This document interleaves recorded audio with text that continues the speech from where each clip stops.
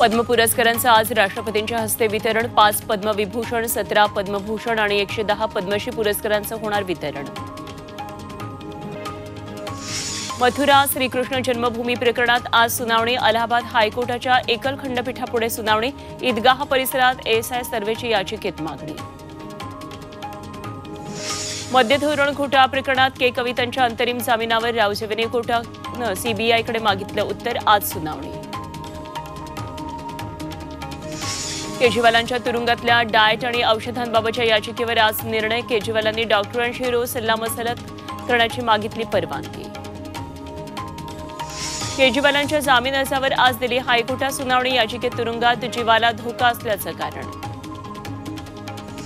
पंतप्रधान मोदींची आज अलीगडमध्ये रॅली। भाजप उमेदवारांसाठी दुपारी जनसभेचं आयोजन। संरक्षण मंत्री राजनाथ सिंग आज सियाचीन दौऱ्यावर। वॉर मेमोरियल शहीदांना आदरांजली वाहणार। बॉर्डरवर तैनात जवानांशी साधणार संवाद। पीओके हमारा था, हमारा है, हमारा ही रहेगा। सिलिगुडीच्या प्रचारसभेमध्ये संरक्षण मंत्री राजनाथ सिंग यांचं वक्तव्य। भारताविरोधात जाणाऱ्यांना सडेतोड उत्तर देणार राजनाथ सिंग यांचा इशारा। केंद्रीय गृहमंत्री अमित शहा आणि भाजपा अध्यक्ष जेपी नड्डा आज छत्तीसगडमध्ये कांकेरमध्ये घेणार प्रचार सभा। पाणी नाही तर मतदान नाही। पाणी पुरवठा सुरळीत नसलेल्या कुर्ल्यातल्या नागरिकांचे सोसायटीबाहेरचे बॅनर्स चर्चेत। उद्धव ठाकरेंच्या मेहुणांच्या अडचणींमध्ये वाढ। श्रीधर पाटणकरांचे भागीदार नंदकिशोर चतुर्वेदींची लखनौतल्या 200 एकर जमीन जप्त। राज्यातल्या बहुतांश जिल्ह्यांमध्ये पुढचे 2 दिवस ढगाळ वातावरण। पश्चिम आणि उत्तर महाराष्ट्र, मराठवाडा, विदर्भात हलक्या पावसाची शक्यता। उष्णतेच्या लाटेनंतर 2 दिवसातल्या अवकाळी पावसानं राज्यातला पारा खाली। पावसानं सरासरी तापमान 3 अंशांनी उतरलं।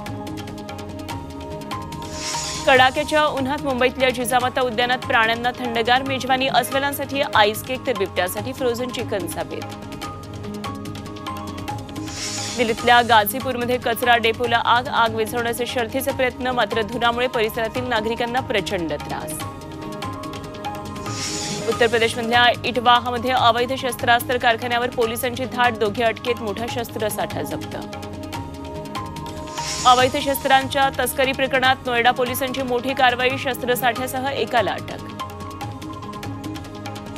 नंदुरबार जिल्ह्यात दुष्काळग्रस्त भागातल्या 10वी 12वीच्या विद्यार्थ्यांची परीक्षा फी माफी। शिक्षण विभागाचा निर्णय।